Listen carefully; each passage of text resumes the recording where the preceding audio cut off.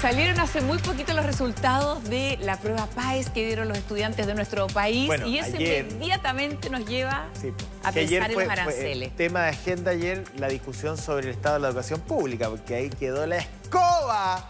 Todos opinando para allá, para acá. Pero lo que vamos a hablar hoy día tiene que ver con el costo de la educación superior. ¿Cuánto cuesta estudiar en Chile? ¿Qué pasa con los aranceles? ¿Cuánto han subido? Vamos a ver una nota sobre este tema y hablamos con nuestro interesante invitado. Ahí está. Oye, inmediatamente uno se pone a pensar en la alegría, a lo mejor de los papás, de los mismos chiquillos, cuando ven el resultado. Ay, mira, me fue bien. Pero después viene inmediatamente la preocupación de qué hacemos. ¿Cómo financiamos? Son claros, son tan prohibitivos ahí los aranceles. Estamos con el exministro Lucas Palacio, que hoy día se dedica al mundo académico, para ver cuánto cuesta efectivamente estudiar en Chile y cuáles son las alternativas de financiamiento que existen, porque efectivamente hay gratuidad, pero bajo ciertas condiciones. Hay, bueno, todavía está el crédito con aval del Estado, que tiene también ciertas condiciones, no ha habido condonación de deuda hasta ahora. Así que vamos a ver con él cuáles son las alternativas que existen y cómo se pueden perfeccionar. Bueno, buenos días. Gracias, buenos días, gracias por la invitación, José Antonio, Karen. Todo ha subido en el país y eso también significa que han subido las carreras universitarias y también las técnicos profesionales. Las técnicos profesionales en menor medida, porque son además carreras un poco más cortas. Entonces acá hay dos cosas que hay que fijarse. El arancel anual, ¿cierto?, de cualquier carrera y también cuánto demora la carrera. Hay algunas que demoran 5 años, otras incluso pueden demorar más. En el caso de medicina, no solamente la carrera más cara, sino que además demora más tiempo. Entonces hay que pagarla más años. Y materiales, a veces odontología, siempre se habla que es una carrera cara. Ahora, suben de precio no por una cosa azarosa o por algún interés especial de cualquier universidad o cualquier institución, sino porque los insumos han subido mucho de precio. ¿Cuáles son los insumos? Los insumos, por ejemplo, en gastronomía. ¿Qué diferencias? Para poder explicarlo. En el caso, yo soy rector de INACAP, nosotros tenemos la carrera de gastronomía. En gastronomía han subido mucho los insumos en el sentido de que han subido mucho los alimentos. Y como nosotros enseñamos con el aprender haciendo, es decir, cocinan los estudiantes, entonces hay que comprar esos insumos, esos alimentos. Entonces la carrera, eso se traspasa a costo de la carrera. Ahora estamos hablando de costos que son bastante menos de la mitad anual que medicina, odontología o carrera. Algo pasa con nuestra educación superior que es de las más caras del mundo, no es la mejor del mundo. Y cuando salen los chiquillos, después de un esfuerzo enorme de los papás por pagar 5 años de carrera o lo que sea, se encuentran con que tienen sueldos que también son muy bajos. O sea, pagar un arancel de 500.000 pesos y después recibir un sueldo de 500.000 pesos es... Sí. Bueno, en Chile la educación superior es cara, pero también tiene el sistema de gratuidad. Que bueno, no partió hace mucho tiempo. Hay personas que tuvieron que estudiar con un crédito y tienen que seguir pagando la cuota. Pero hoy en día existe gratuidad y casi el 70% de los estudiantes de la educación superior en general tienen acceso a gratuidad. Para un poco explicarle a la gente, existen en la educación superior en Chile dos grandes subsistemas, el sistema universitario y el técnico profesional. Sí. Ambos tienen instituciones adscritos a la gratuidad. Y eso es bueno que se sepa. Hay mucha gente que piensa que solamente el sistema universitario. Y eso no es cierto. En los institutos técnicos profesionales, en los centros de formación técnica también se puede acceder a la gratuidad. Y eso también es una ayuda a un montón de familias porque es este segundo subsistema, el técnico profesional, el que en general muchas personas de bajos recursos acceden a ese sistema. Y también tienen la posibilidad de estudiar gratuitamente. Miremos algunos valores que son de verdad... Es que es súper... Además hay una diferencia entre el arancel real y el referencial. O sea, el Estado asume que una carrera vale 100, pero en realidad vale 180. Una cosa, entonces, muchos de los beneficios se calculan en relación al arancel referencial que hace el Ministerio, pero en estricto rigor la carrera no vale ese referencial y hay un espacio entre el real y el diferencial que no lo cubre nadie. Pero miremos un poquito los ejemplos. La Universidad de Chile, medicina, 7.770.000. Uno tiene que dividirlo en 12 más o menos. Si quisiera sacar, deben ser como 680 más o menos, un poquito menos que eso. Sí. Y en el caso de la Universidad de los Andes sube a 10 millones de pesos y un poco más, ¿no? Eso vale más o menos estudiar medicina. Entonces uno se pregunta hoy día, cualquier estudiante de clase media tiene 800 o 900 mil pesos para pagar a la Universidad de los Andes o en el caso de la Universidad de Chile. O sea, ¿cómo se pueden financiar estos montos que, déjeme decirle, que son siderales? Sí. O sea, bueno, y tú comentaste algo que es bien interesante que quizás la gente no lo sabe. El costo de estas carreras a veces es más alto que el precio que hay que pagar por ellas. porque existen al interior de las universidades ciertas transferencias de recursos. Por ejemplo, una carrera de pizarrón vale poco dictarla, tiene un costo bajo para la universidad. ¿Una ingeniería? Claro, por ejemplo, una ingeniería comercial, por ponerte un ejemplo. ¿Cierto? Dictar esa carrera se requiere un pizarrón, una sala y un profesor. Pero el caso de odontología requiere varios ayudantes, requiere un sillón especial para poder enseñar, requiere un montón de insumos, entonces mucho más caro. Entonces, el financiamiento que finalmente van agregando las universidades, de alguna manera, es completo, es total.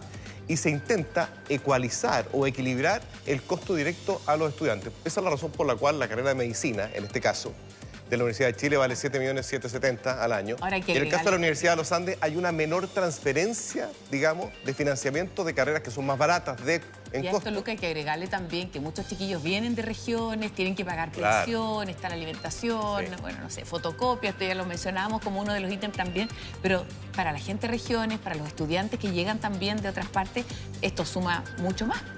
Bueno, lo que tú dices es fundamental. Nosotros, yo soy rector de INACAP, entonces estamos previendo que este año, que va a ser muy complicado económicamente, nosotros no solamente damos becas a los alumnos que a veces no tienen gratuidad, pero que tienen escasos recursos igual. Y les entregamos becas, por ejemplo, por mérito o por otras cosas, sino que también tenemos un fondo para poder ayudar a familias. Porque estamos previendo que quizás la situación económica va a afectar familias de algunos estudiantes y no van a poder ser capaces de pagar transporte o pagar, no sé, alimentación, fotocopias, que también es importante. Oye, hay otro tema también, es que se habla siempre de estas carreras, que son las más conocidas, de las universidades como centros de estudio, y todos aspiramos a eso también. Se abre esta posibilidad de tener también a lo mejor una formación técnica, una formación especial y dedicada, cuando ya... Yo creo que ahí los colegios a veces también existe esta distinción para poder ver si tenemos habilidades para otras cosas, pero abrir un poco más la mente también a explorar ese mundo. Totalmente. Nosotros en Chile somos somos como estos caballos que van con las anteojeras y se nos meten en la cabeza ciertas ideas. Por ejemplo, que para ser exitoso hay que estudiar una carrera universitaria. Eso no es cierto. Hay muchas carreras técnicas que son más cortas de estudiar, son de aprender haciendo, es decir, son con mucho taller y tienen una muy buena entrada al mundo laboral. Por ejemplo, en INACAP, que nosotros tenemos 100.000 estudiantes en 28 sedes en todo Chile, la inserción laboral es superior al 90%. Es decir, nuestros egresados cuando se titulan... Salen con trabajo. Salen con trabajo. A veces mucho más alta la posibilidad de conseguir empleo con una carrera técnica que con una carrera universitaria. Yo no estoy diciendo que la universitaria no sea importante, pero sí estoy diciendo que pongámosle foco también a la educación técnico-profesional, porque es la tendencia mundial. La tendencia mundial es hacia carreras más cortas, más al callo de lo que se necesita, y además tienen gratuidad.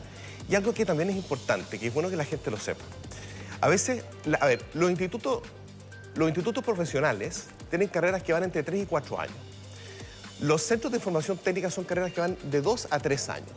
Entonces, una persona puede entrar a un centro de formación técnica, a una carrera técnica, y después, si le quedó gustando estudiar, si quiere aumentar sus conocimientos, puede continuar con gratuidad también a una carrera técnico-profesional. Yo quiero hacerle una pregunta a la que Karen la hacía también, me suma a su análisis.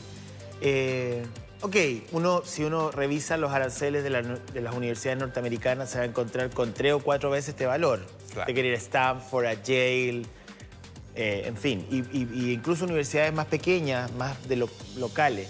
Pero cuando uno mira el panorama desde México hacia abajo, se da cuenta que la educación superior en Chile es carísima y está lejos de ser la mejor del continente también, digámoslo. O sea, yo respeto mucho la universidad donde estudié, está bien rankeada la Católica, me imagino que la Universidad de Chile también, pero en general uno no diría, bueno, que nuestra oferta está dentro de las primeras del continente o del hemisferio, no lo sé, tendría que mirarlo.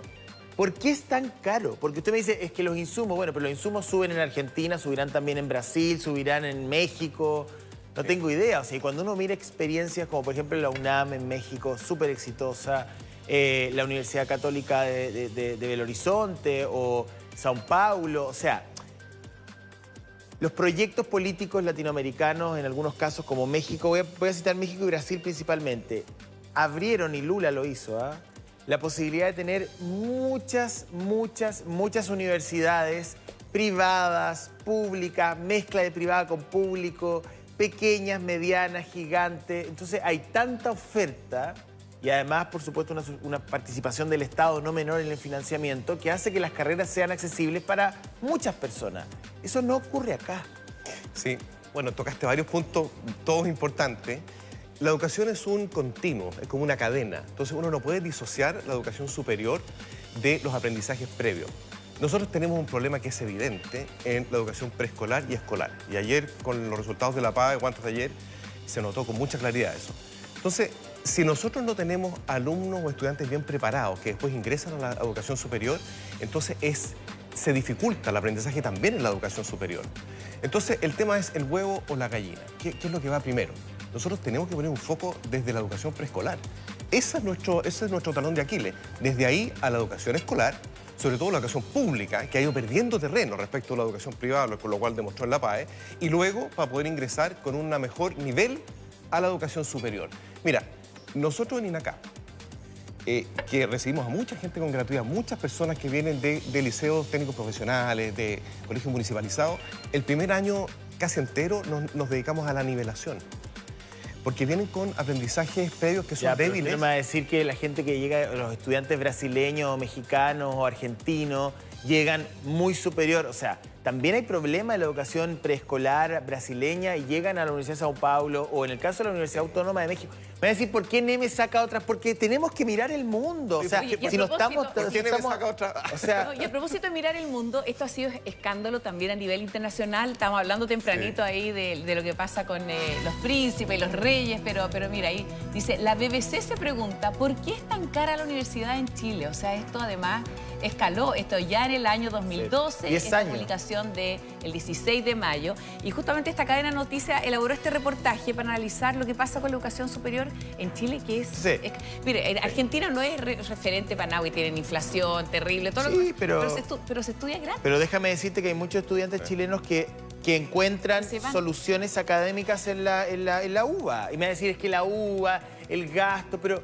A ver, está bien, puede que se vayan recursos públicos, pero yo creo que invertir en educación, aunque no se use esos cupos, se pierdan, siempre es una inversión, siempre es una inversión. Entonces, a ver, hay varios temas acá. Para simplificar la discusión, las carreras parecen ser mucho más caras.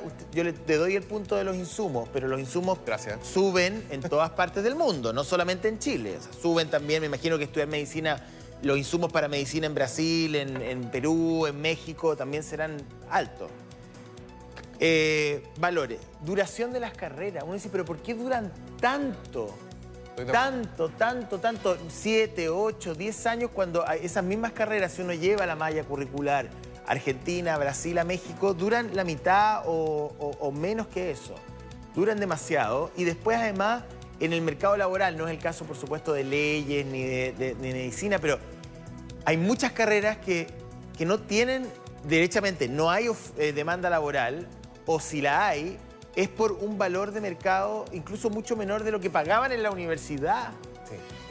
A ver, puedo dar una visión así un poco general. Mira, hay varios temas. En primer lugar, el deterioro de la educación escolar en Chile ha sido muy pronunciado, más pronunciado que en otras partes. Se han hecho políticas que no han sido las mejores, probablemente. Eso es lo primero. Y eso afecta después al paso posterior. Segundo, la tendencia mundial es hacia carreras más cortas. ¿Por qué? Porque la tecnología y la innovación van haciendo que las necesidades que tienen las empresas, el sector productivo y de servicios, van cambiando muy rápidamente. Por lo tanto, son carreras cortas y que después se van complementando en el tiempo. Es como una especie de educación permanente, continua, a lo largo de la vida laboral de la persona. Tercero, en Chile, las universidades, yo represento a la educación técnico-profesional, pero las universidades se les ha ido exigiendo un mayor nivel de investigación, es decir, de universidades docentes pasaron a ser universidades complejas. Eso es muy caro y hay que financiarlo. Y eso finalmente se termina también traspasando al costo de las carreras. Cuarto, en Chile tenemos una visión muy estrecha de lo que es la educación superior. Creemos que solamente vale la educación universitaria y eso es falso. La mitad de los estudiantes de la educación superior estudia en la educación técnico-profesional, que tiene una inserción laboral mucho mayor que en la educación universitaria. Entonces, todos esos son elementos que se conjugan. Ahora, yo estoy de acuerdo en que tenemos que dar pasos para que las personas puedan estudiar. La cosa es que puedan estudiar y con calidad ¿desde cuándo? Yo lo que sugiero es que es mejor que le pongamos el ojo desde lo más chicos posible, preescolar y escolar, porque es ahí donde tenemos el mayor problema en calidad. Y eso finalmente se termina traspasando Sí. a lo largo de la vida de la persona.